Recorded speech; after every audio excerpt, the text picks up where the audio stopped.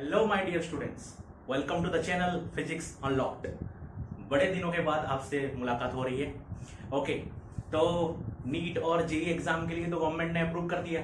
Okay, तो all the very best जो कि अपियर कर रहे हैं, अच्छे से एग्जाम देना, कोई भी स्ट्रेस लेने का जरूरत नहीं है। इस लॉकडाउन के टाइम में प्रॉपर टाइम मिला है आपको रिवीजन करने का, तो बढ़िया से रिवीजन करके मस्त एग्जाम देना है। ठीक है, all the very best once again. और हमारा जो कॉन्सेप्चुअल प्रॉब्लम सीरीज जो हम लोग स्टार्ट किए थे, ठीक है, लास्ट लेक्चर था उसमें कैपेसिटेंस का प्रॉब्लम सब सॉल्व किए थे। और आज हम करंट इलेक्ट्रिसिटी जो चैप्टर है उसका कुछ इंपॉर्टेंट क्वेश्चंस, कुछ बेसिक क्वेश्चंस जिसमें हमारा फंडामेंटल नॉलेज जो मतलब क्या अच्छा हो उसके बारे में हम लोग देखेंगे। ठीक है ना, तो चलिए शुरू करते हैं। दैट इज पहला क्वेश्चन क्या बोल रहा है? करंट इलेक्ट्रिसिटी, ठीक है ना, क्लास 12 करंट इलेक्ट्रिसिटी। ओके, पहला क्वेश्चन बोल रहा है a ring is made of a wire having a resistance R naught is equal to 12 ohm. R naught is equal to 12 ohm. Find the points A and B, A और B point find out करो as shown in the figure at which a current carrying conductor should be connected so that the resistance R of the sub circuit between these points is equal to 0। Question को समझते हैं क्या बोल रहा है। एक ring दिया है, इसका रेजिस्टेंस R0 बराबर 12 ओम दिया है। अब ऐसा दो पॉइंट चूज करो ताकि A और B पॉइंट के रेस्पेक्ट में अगर आप रेजिस्टेंस ढूंढोगे तो वो कितना होगा आपका 8/3 ओम होगा। तो बेसिकली क्वेश्चन ये पूछा है कि अगर ए बी पॉइंट चूज किया तो एक लेंथ अगर L1 हुआ और दूसरा लेंथ L2 हुआ, उनका रेशियो कितना आएगा। ऑप्शन में दे रखा है कि L1/L2 का रेशियो का वैल्यू हमको निकालना है। ओके, तो इस तरह का क्वेश्चन को कैसे सॉल्व करेंगे देखते हैं। ओके, अच्छा, जब भूल जाओ कि ए और बी पॉइंट कुछ था, ठीक है ना, ऐसे ये पॉइंट और ये पॉइंट ऐसे था। अगर इसके अक्रॉस में देखें तो L1 और L2 जो कनेक्टेड है, ठीक है, ये कैसे कनेक्टेड है? सीरीज में कनेक्टेड है। ठीक है ना, अगर हम देखेंगे तो L1 और L2 का जो पहले जो रिंग का जो रेजिस्टेंस दे रखा है वो L1 और L2 सीरीज में, मतलब ये इसका रेजिस्टेंस अगर R1 है और इसका रेजिस्टेंस अगर R2 है तो वो दोनों सीरीज में कनेक्टेड होंगे, तो जितना वैल्यू आएगा वो दे रखा है R0 12, तो वो लिख लेते हैं। दैट इज पहले आपको दे रखा है R1 प्लस R2 बराबर 12 ओम आपको दे रखा है। ठीक है, R1 प्लस R2 बराबर 12 ओम दे रखा है। ओके, अब हमने दो इमेजिनरी पॉइंट चूज किया ए एंड बी। ये ए पॉइंट है, ये बी पॉइंट है। इसके अक्रॉस में अगर देखेंगे अभी तो ये R1 और R2 आपको पैरेलल में कनेक्टेड है, पता चल जाएगा डायरेक्टली ऑब्वियसली। अगर ये A है ये B है तो ये R1 ये R2, यहां पे कोई भी बैटरी सोर्स अगर लगा दोगे, यहां पे लगा दोगे तो दिस पैरेलल टू दिस हो जाएगा। ठीक है ना, तो आपको ये भी वैल्यू दे रखा है। पैरेलल का क्या होता है? R1 R2 by R1 plus R2 बराबर दे रखा है 8/3 ओम। ठीक है, यहां से हमको लेंथ का रेशियो जानना है। कैसे करेंगे देखो, आपको R1 प्लस R2 का वैल्यू पता है 12, यहां पे पुट कर दो। तो यहां पे पुट करेंगे तो कितना आ जाएगा? That is R1 R2 bye 12 बराबर 8/3। सो यहां से R1 R2 का वैल्यू मिल जाएगा। That is R1 R2 is equal to कितना आएगा? 12 8 4 96/3 कितना आएगा? 3 1 96/3 that is equals to 3 2 32 आ गया। R1 R2 का वैल्यू आ गया 32। ओके, R1 प्लस R2 का वैल्यू रखा है 12। अच्छा, यहां पे ऐसा एक फॉर्मूला अपन ढूंढेंगे जिसमें R1 प्लस R2 का भी वैल्यू फिट हो और R1 R2 का भी वैल्यू फिट हो। तो a माइनस बी का होल स्क्वायर का फॉर्मूला में a प्लस बी का होल स्क्वायर माइनस 4ab होता है। a माइनस बी का whole square is equal to a plus b का होल स्क्वायर माइनस 4ab। उसको यहां पे पुट कर देंगे तो that is equals to R1 minus R2 का होल स्क्वायर बराबर आप लिख सकते हो R1 प्लस R2 का whole square minus 4R1 R2, ये फॉर्मूला होता है। तो यहां से अगर पुट कर देंगे तो R1 माइनस R2 का whole square is equal to R1 plus R2 का होल स्क्वायर कर दोगे तो कितना आ जाएगा 144 माइनस 4 इंटू R1 R2 का वैल्यू आया है 32। और इसको कैलकुलेशन करेंगे तो कितना आएगा 144 माइनस 8 12 128। तो इसको काटोगे तो कितना आएगा 8 12 सही है 6 1 तो 16 आ गया आपका। यहां पे R1 माइनस R2 का होल स्क्वायर बराबर आ गया 16। तो अगर R1 माइनस R2 का होल स्क्वायर 16 तो इजीली R1 माइनस R2 कितना होगा 4। R1 minus R2 is equal to R1 minus R2 is equal to आ गया 4। सही है। R1 माइनस R2 कितना आ गया 4 आ गया और R1 प्लस R2 कितना पता है 12। तो यहां से इजीली ये वाला डायग्राम को थोड़ा सा मैं क्या मिटा रहा हूं ध्यान से। हमको दो चीज मिल गया। हमको R1 प्लस R2 का वैल्यू पता है, हमको R1 माइनस R2 का वैल्यू पता है। तो R1 plus R1 minus R2 यहां पे लिख देते हैं 4 और R1 प्लस R2 12। अगर दोनों को प्लस कर देंगे ये इक्वेशन को प्लस कर दो तो क्या आएगा R1 R1 2 R1 R2 R2 cut गया तो और 12 प्लस 4 16। तो 2 R1 इज इक्वल टू आ गया 16। तो यहां से R1 इज इक्वल टू आ गया 8। यहां से डायरेक्टली आपको मिल गया R1 इज इक्वल टू मिल गया 8। वही R1 का वैल्यू को यहां पे पुट कर दो तो 8 minus R2 is equal to 4। 8 minus R2 is equal to 4। तो R2 is equal to 8 minus 4 is equal to 4। That is R2 is equal to यहां पे मिल गया 4। सही है। आपको लेंथ का रेशियो चाहिए, आपका रेजिस्टेंस का फॉर्मूला पता है आपको rho L by A. R is equal to होता है R is equal to rho L by A. तो R1 इज इक्वल टू हो जाएगा रो L1 बाय ए और R2 इज इक्वल टू हो जाएगा रो L2 बाय ए। तो L1 बाय L2 का अगर रेशियो चाहिए तो आपको डायरेक्टली कर दो R1 बाय R2। अगर R1 बाय R2 कर दोगे तो L1 बाय L2 आपको मिल जाएगा। तो R1 बाय R2 8 बाय 4 कर दोगे तो कितना आ जाएगा कितना दैट इज हाँ सही है ना L1 बाय L2 8 बाय 4 तो आपका 2:1। तो यहां पे थोड़ा सा ये हमारा तो कैलकुलेशन तो सही है ना। तो चलो ये ऑप्शन में थोड़ा बहुत ये शायद L2 बाय L1 के फॉर्म में दिया था ना, तो ये हम कर देते हैं 2/1 कर देते हैं। तो अपन का रो A बाय L होता है ना RA बाय L। सही है। तो आपको ये आ जाएगा 2/1 ऑप्शन 4। ठीक है सही है ना। यहां पे कंफ्यूज नहीं होने का, ऑप्शन में थोड़ा बहुत इधर उधर हो गया था तो ये 2:1 आएगा that is L1 bye L2। ठीक है वीडियो को पॉज कीजिए और इसको नोट डाउन कर लीजिए। ओके चलिए चलते हैं नेक्स्ट क्वेश्चन की तरफ। नेक्स्ट क्वेश्चन क्या बोल रहा है? नेक्स्ट क्वेश्चन बोल रहा है the VI graph for a conductor at temperature T1 and T2 are shown in the figure. ठीक है ना, ये VI ग्राफ है for temperature T1 and T2। ये डायग्राम में दे रखा है। T2 minus T1 is proportional to आपको ऑप्शन दे रखा है। Option 1 cos 2 theta, option 2 sin theta, option 3 cot 2 theta and option 4 tan theta. ठीक है ना। Okay so temperature dependence of resistance का फॉर्मूला है यहाँ पे यूज होगा। ठीक है देखते हैं क्या होगा। अच्छा VI ग्राफ है ना, तो VI ग्राफ से अपन रेजिस्टेंस कैसे पाते हैं? रेजिस्टेंस पाने के लिए VI ग्राफ का स्लोप निकालना पड़ता है।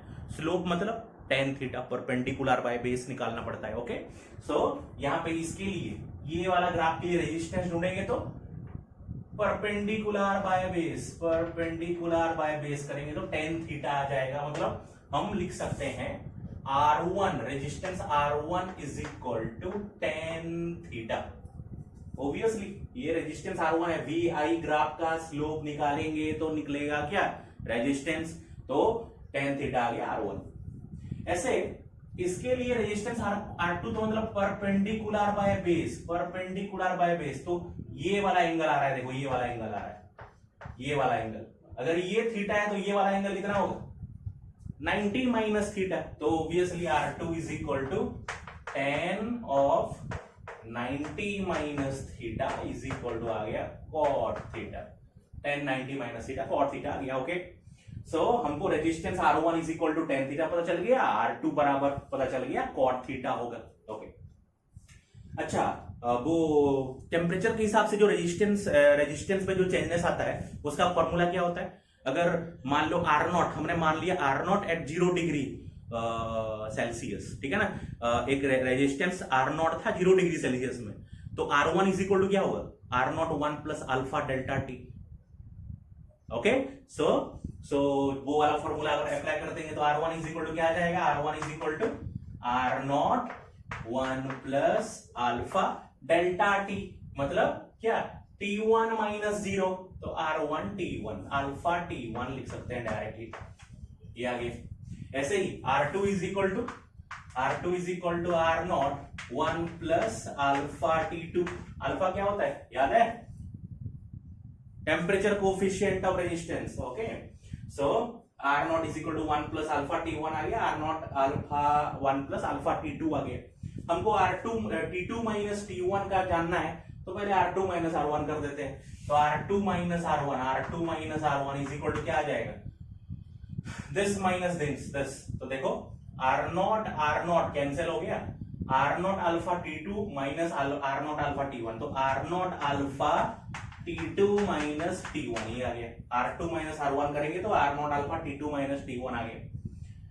R2 इज इक्वल टू पता है cot theta, R1 is equal to पता है tan थीटा, तो लिख सकते हैं cot theta minus tan theta is equal to R0 alpha T2 minus T1, सही है।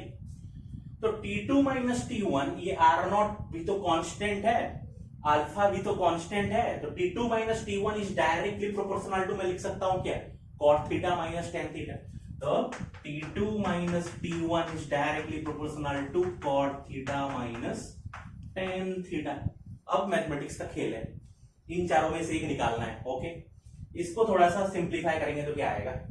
ओके, तो next step, T2 minus T1 is directly proportional to cot theta, cot theta के बदले cos theta by sin theta लिख लो, cos theta by sin theta minus tan theta के बदले sin theta by cos theta, sin theta by cos theta, सही है। ये alpha नहीं है, ये डायरेक्टली प्रोपोर्शनल टू है, ये डायरेक्टली प्रोपोर्शनल टू है। ओके, सो यहां से T2 minus T1 is directly proportional to, LCM ले लो, sin थीटा cos थीटा आ जाएगा, नीचे आएगा sin theta into cos theta, तो ऊपर क्या आ जाएगा sin थीटा cos थीटा आएगा, तो cos square theta minus sin square theta, cos square theta minus sin square theta. Okay, यहां से फिर 2 मल्टीप्लाई कर दो, ऊपर नीचे 2 मल्टीप्लाई कर दो, तो ऊपर भी हमने मल्टीप्लाई कर दिया 2, नीचे भी मल्टीप्लाई कर दिया 2, तो क्या आएगा cos square theta minus sin square theta, cos 2 theta, 2 sin theta cos theta sin 2 theta, that is T2 minus T1 is directly proportional to 2 cos 2 theta by sin 2 theta आ गया, तो cos 2 theta by sin 2 theta cot 2 theta, और 2 तो है छोड़ो, तो अपन का तो आंसर मिल गया, तो यहां से डायरेक्टली हम लिख सकते हैं cos बाय sin क्या cot 2 थीटा, तो अपन का आंसर क्या है cot 2 theta, that is option 3। Okay, video pause कीजिए, लाइन बाय लाइन जाइए, कोई डाउट है तो कमेंट सेक्शन में कमेंट कीजिए, इसको लिख लीजिए, फिर चलते हैं नेक्स्ट क्वेश्चन की तरफ। ओके, हो गया बच्चों? ओके, चलिए चलते हैं नेक्स्ट क्वेश्चन की तरफ। तो नेक्स्ट क्वेश्चन क्या बोल रहा है, the resistance between the ends will be, ठीक है ना, ये डायग्राम दे रखा है और इसके एंड्स में रेजिस्टेंस कितना होगा आपको पूछा है। देखो ये दो एक सिलेंडर है, ठीक है, और ये एक सिलिंड्रिकल वायर है, ठीक है। ये जो ऊपर वाला वायर है सॉलिड वायर है, ठीक है ना, हॉलो वगैरह नहीं है, सॉलिड वायर है। ये अंदर एक वायर है, इसको लग के और एक सिलिंड्रिकल वायर गया है। वो अंदर वाला सिलिंड्रिकल वायर का रेजिस्टेंस R1R है, और ये बड़ा वाला जो है ना उसका रेडियस है 2R, ठीक है। इसका डेंसिटी दे रखा है, अब इसका रेजिस्टिविटी दे रखा है 2 रो, और इसका रेजिस्टिविटी दे रखा है रो, ठीक है।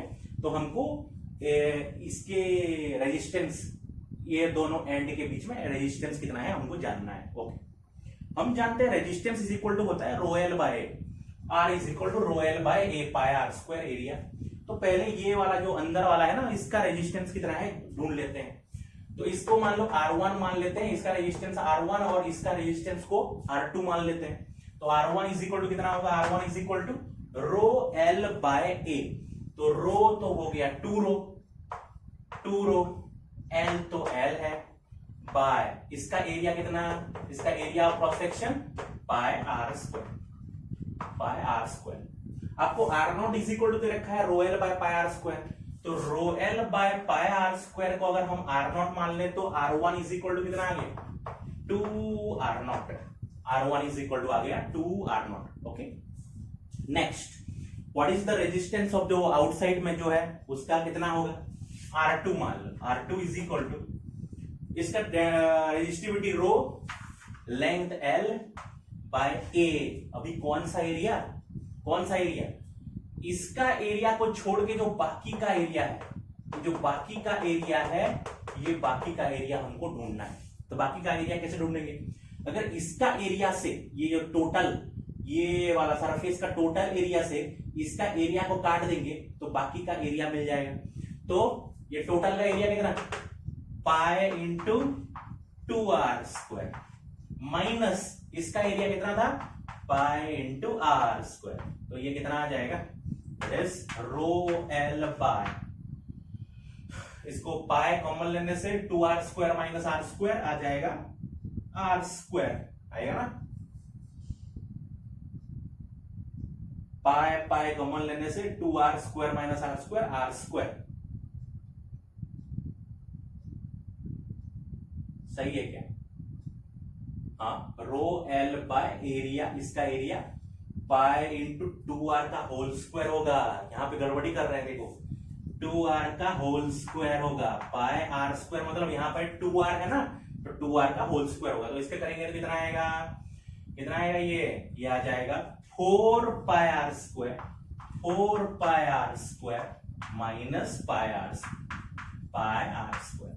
तो दैट इज इक्वल टू, यहां से डायरेक्ट ऊपर लिख रहा हूं, R2 बराबर रो एल बाय 4 पाई R square minus pi R square 3 पाई R स्क्वायर, ठीक है। तो rho L by pi R square अगर R0 हो गया, रो L by pi R square हो गया R0, तो R2 इज इक्वल टू आ गया कितना, R0 बाय 3, ठीक है ना। सो हमको R1 इज इक्वल टू मिल गया 2R0, R2 बराबर मिल गया R0 बाय 3। ये दोनों कैसे कॉम्बिनेशन है, अगर इसके अक्रॉस में वोल्टेज सोर्स लगा देंगे तो ये और ये कैसे कनेक्टेड है, दिख रहा है, दिस इसके ऊपर दिस। तो अगर साइड वाइज साइड होता तो सीरीज होता, तो ये कौन सा है, पैरेलल। तो R equivalent is equal to कितना आ जाएगा, R equivalent is equal to R1 पता है, R2 पता है, कितना होता है R1 R2 by R1 plus R2, R1 R2 by R1 plus R2, that is कितना होगा, directly R1 R2 2R0 into R0 by 3, तो 2R0 square by 3, 2R0 square by 3 by R1 plus R2, 2R0 plus R0 by 3। इसको calculation करो तो कितना आ जाएगा, यहां पे कर लेते हैं, ये आ जाएगा 6R0 plus R0, 7R0 bye 3। तो ये आ गया 2R0 स्क्वायर बाय 3 ऊपर था, नीचे आ गया 7R0 बाय 3, तो ऊपर चला जाएगा तो ऐसे ऊपर हो जाएगा, तो 3 बाय 7R0, 3/7 R0। अच्छा इधर लिख देते हैं, यहां पे लिख देते हैं। So R equivalent is equal to 2R0 square by 3 into 3 2s are 6 R0 plus R0 7 R0 by 3 ऐसे नीचे था, ऊपर हो जाएगा 3/7 R0। 3 कट गया, R0 और R0 स्क्वायर कट गया, 2R0 by 7 that is equal to आ गया 2R0 by 7 and that is your option 1, 2R0 by 7। ठीक है, वीडियो को पॉज करना, सही से लिख लेना, line by line, phrase by phrase जाना। ठीक है ना, लाइन बाय लाइन जाना। कोई भी डाउट है तो आपका कमेंट सेक्शन में आप लोग कमेंट कर सकते हो। ठीक है, तो ऐसे ही तो मैं वीडियो लेके आता रहूंगा। ठीक है ना, अभी करंट इलेक्ट्रिसिटी का पहला पार्ट आपका, अभी रेजिस्टेंस का इंट्रोडक्शन हुआ है और कितना रेजिस्टेंस आएगा ये सब देख रहे हैं। आगे चलेंगे तो फिर कॉम्बिनेशन ऑफ रेजिस्टेंसेस का और कुछ क्वेश्चंस आएगा तो वो करेंगे।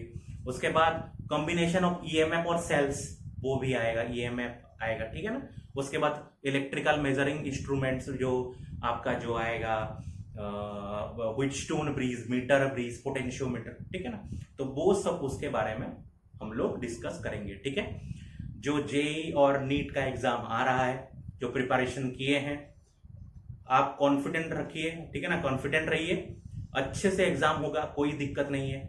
नीट वाले स्पेशली, ठीक है, नीट वाले जो नीट का एग्जाम दे रहे हैं, वो लोग जैसे आपको तो अप्रोच आपके जो भी जहां पे पढ़ रहे थे, जैसे आप लोग इतना दिन से प्रिपरेशन कर रहे हो तो आपको पता ही होगा, ज्यादा पता होगा। ठीक है, फिर भी बायोलॉजी पोर्शन 320-300 प्लस होना चाहिए। ठीक है ना, अच्छे से बायोलॉजी पहले अटेम्प्ट करो, स्टार्टिंग में जाओ, क्वेश्चन को थोड़ा सा देख लो, बायोलॉजी पहले अटेम्प्ट करो। ठीक है, बायोलॉजी हो गया, उसके बाद आ जाओ केमिस्ट्री में, केमिस्ट्री अटेंड करो, उसके बाद आ जाओ फिजिक्स।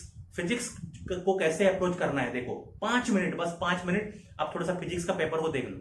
ऐसा कुछ क्वेश्चन होगा आसानी से बन जाएगा, ऐसे इजी क्वेश्चन तो आते ही हैं, तो पहले वो इजी क्वेश्चन को सॉल्व कर दो। ठीक है, उसके बाद जो लॉन्ग क्वेश्चन है उसको थोड़ा सा बाकी बाद में रखो, जो शॉर्ट क्वेश्चन है।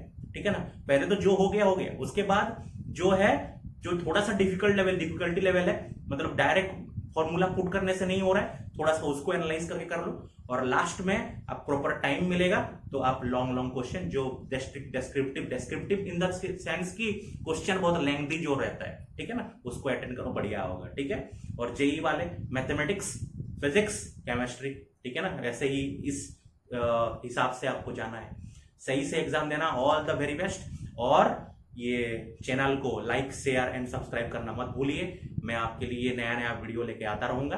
ठीक है, ऑल द वेरी बेस्ट, मिलते हैं नेक्स्ट क्लास। Thank you.